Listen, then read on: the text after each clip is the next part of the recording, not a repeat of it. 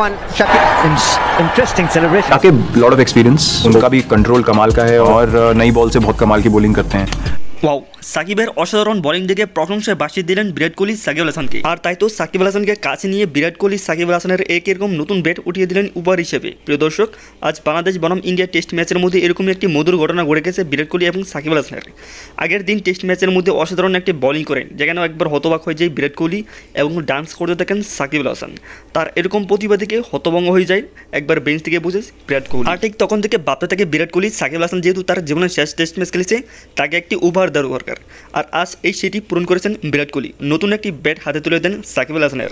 এছাড়া সাকিব আল হাসান মিডিয়ার লোক থেকে ফুল এবং তার ছবি দেওয়া একটি কাঠের ফ্রেম উপহার পেয়েছেন। আর তাই তো এরকম একটি সুন্দর একটি মুহূর্তের মধ্যে পরবর্তীতে সাকিব আল হাসানকে একবার প্রশংসায় ভাসিয়ে দেন বিরাট কোহলি।